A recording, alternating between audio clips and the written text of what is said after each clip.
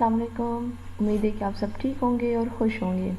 तो आज का जो टॉपिक है वो है factor and multiples.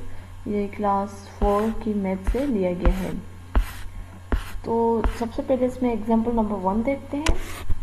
Example number 1 में है which of the following numbers is divisible by 2। मतलब दो नंबर्स दिए गए हैं और पूछा गया है कि इनमें से कौन सा नंबर जो है पूरा पूरा डिवाइड हो रहा है 2 के साथ। तो नंबर 1 को देखते हैं 1456। अब इसको कैसे पता चले हमें? इसको करने का एक तरीका है कि हमें देखना है कि वंस डिजिट में मतलब वंस प्लेस वैल्यू में डिजिट कौन सा है। अगर वहाँ पे डिजिट जो है इवन है तो इसका मतलब ये नंबर पूरा पूरा डिवाइड कर सकते हैं हम 2 के साथ। ये हो सकता है 2 डिवाइड कर सकता है इसके साथ और उसमें रिमाइंडर 0 होगा। आप करके भी देखिएगा तो आपको रिमाइंडर 0 मिलेगा।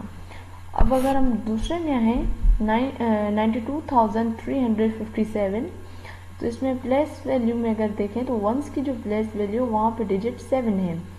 तो 7 is a odd number, it's not a even. तो इस हिसाब से ये 2 डिवाइड नहीं कर सकता, मतलब 2 इसको डिवाइड नहीं कर सकता। रिमाइंडर यहाँ पे 0 नहीं आएगा।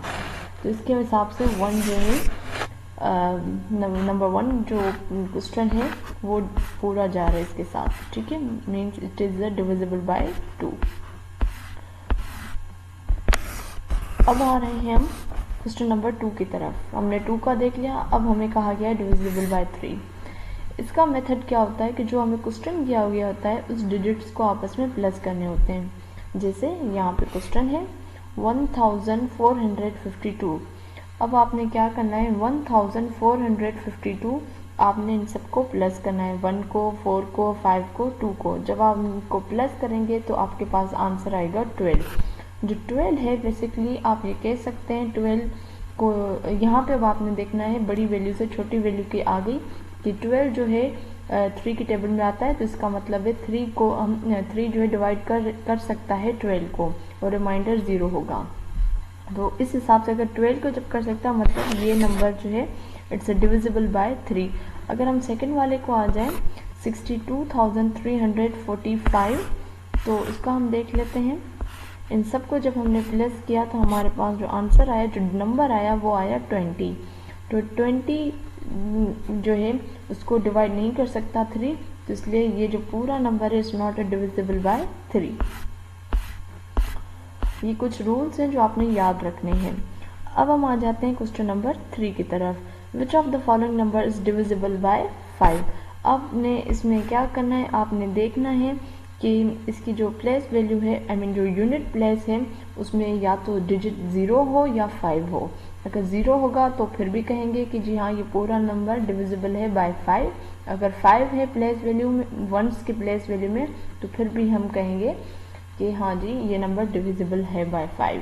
अगर हम यहाँ पे देखें 14673 तो अगर हम यूनिट प्लेस में देखें मीन्स वंस प्लेस में देखें तो 3 है, ना 0 है ना 5 है। तो इसका मतलब it's not a divisible by 5। ठीक है, नेक्स्ट वाले को देखें हम 31360। अब इसके यूनिट प्लेस में देखें तो यहाँ पे 0 है, that's mean this number is divisible by 5। अब एग्जाम्पल नंबर 4 की तरफ आ जाते हैं। एग्जाम्पल नंबर 4 है which number is divisible by 10। अब 10 का रूल क्या है, उसका ये है कि इसके जो नंबर हमें दिया गया है, जो फिगर दी गई है उसकी यूनिट प्लेस में 0 आना चाहिए।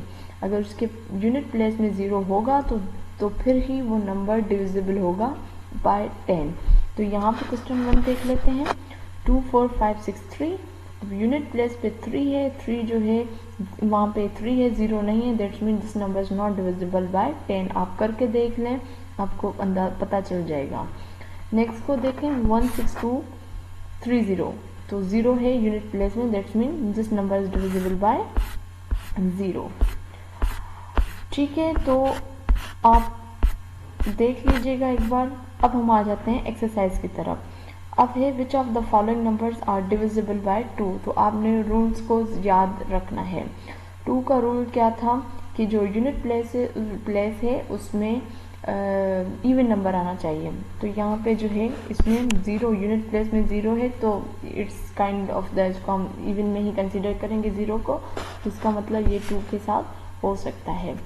इस वाले को देखें 1001, तो 1 यूनिट प्लेस में 1 है। अगर हम क्वेश्चन नंबर 3 को देखें 1434, तो यूनिट प्लेस में 4 है, that's mean this number is divisible by 2। इसमें देखें 1 है यूनिट प्लेस में, this number is not divisible by 1। 4 को देखें 4 is a even number, that mean this number is divisible by 2।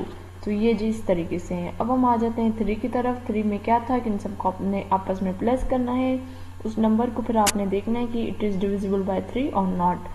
तो सबसे पहले क्वेश्चन 1 को देखते हैं 135। 135 को जब हम प्लस करेंगे तो 9 इज दी वो 3 की टेबल में भी आता है, that mean this number is divisible by 3।